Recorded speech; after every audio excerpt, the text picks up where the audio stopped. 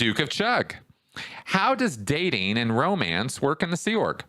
Does Sea Org dating mostly consist of sharing meals together at the base's cafeteria? Do people mostly date coworkers within their specific unit, or is that discouraged because you'd be together 24/7?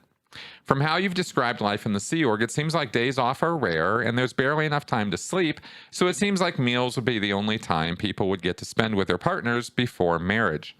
On top of that, members barely get paid, so if they're lucky, they might get to buy fast food and go to the movies every few months. Also, when new people join, do they tend to get aggressively courted if they're young and or attractive? I'd imagine that old Ron didn't have a very modern workplace sexual harassment policy in place. Okay, dating in the Sea Org. This is actually pretty simple because it's not just during meal times that people can court. I mean, what you do is you make it work. And by that, I mean, you just stay up later, but it's on your own bat. Post time ends most frequently for Sea Org members around 11:30, midnight, right? Around that time, you're off. And if you want to get together and hang out in the stairwell and chat all night, people have done that, right? You take a walk around the block and another walk and another walk, this kind of thing. You're not going to be up until 2 or 3 in the morning. Security's going to come and give you a hard time. But if you hide out in the stairwells where it's not obvious that you're hanging out there and, you're just chilling, smoking, talking, getting to know each other, having flirty conversation. But it's a little out in the open where everybody can kind of see you're not sitting there doing, out 2D stuff. In other words, no heavy petting. No heavy petting. So you might make out a little bit, but there's no feeling each other up or anything like that. No hands on, under the clothes or anything like that. Now, right?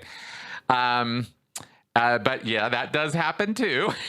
In those dark corners of the bases where people will find each other. I mean, you got, in the pack base, for example, you've got the stairwells of the main building. You've got the basement area. You've got a canteen and a cafeteria area where people will hang out and talk until late hours of the night. And they generally won't get rousted too badly unless it's like really late and security is like, hey, man, what the hell? It's kind of like, hey, you show up to post and get your work done, and nobody's really going to give you that much of a hard time about those dark circles under your eyes, because everybody does know that when it comes to courtship, that's the time you have. You don't have any other time. So yeah, meal times and after post is it. You do have days off from time to time. I mean, there is the possibility in the Sea Org of having a day off every 2 weeks, and you can coordinate that and end up, having dates where you actually get to go off base and be together. It's a lot harder to work out in the Sea Org logistically because because of the statistic problem and all the other issues and the emergencies that are always coming up, and the fact also that people can get sent off on missions and projects and frequently do. The only place this is ever really heavily discouraged is not within a unit, because that's what tends to happen is you're around the other people in your unit or area or division. And those are the people you tend to get friendly with and become really friendly with. So it's not forbidden or verboten for people to hook up or start dating, in other words, when they are working together.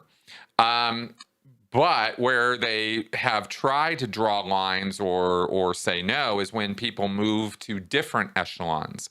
They don't want different command echelons getting together and sharing information. So people at the international level are not going to be, it's not going to be encouraged or wanted that they be establishing relationships with people in lower echelons, for example. But the fact that people move around in the Sea Org all the time makes that a bit of an impractical rule to try to enforce, especially as there are less and less Sea Org members and more need for people in different places at different times. So people get transferred about. But when they do get transferred about, that also can end up being very hard on a married couple as a relationship, because they can end up being apart for months or even years due to these physical separations from projects, missions, and post changes. So if anything, you kind of want to work out, finding a partner that's somebody that has the same qualifications as you do as far as being able to be promoted. And this is a ridiculous thing to have to think about when you're looking for a romantic partner, but this is the life in the Sea Org, is that if you're hooking up with somebody who is probably going to get promoted up to int or has the potential to, be a highly promoted person, and you're not because of your checkered past, and that person doesn't have any checkered past, then you might end up having a senior person come around and talk to you and tell you, yeah, no, that's not going to work out, and no, you can't date them. It's happened. I've seen it. So that's the kind of nonsense that goes on in that culture. There's a lot of balls in the air. You got to weigh when you're looking at, who you're going to be partnering up with there. So that's what I can say about that. As far as aggressively being courted when you get in, if you're young or attractive, yeah, of course, that happens all the time. New blood, fresh blood arrives on the base, and all the guys or all the girls are like, over this. I mean, I remember when I arrived on the base. This is just stupid, but it happened. I mean, I was there, and this woman was coming on to me pretty hard after I finished my EPF and started working on my post. And she wasn't somebody I was particularly attracted to, which really sucked because she was clearly coming, after me.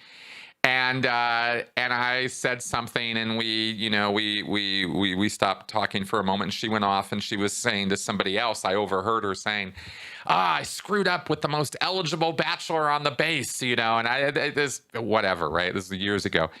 But you get that, you do get that kind of thing going on, is where people are like, oh, I got to grab this person before anybody else grabs them, kind of thing, right? So sure, all the entanglements of true love in the Sea Org. There you go.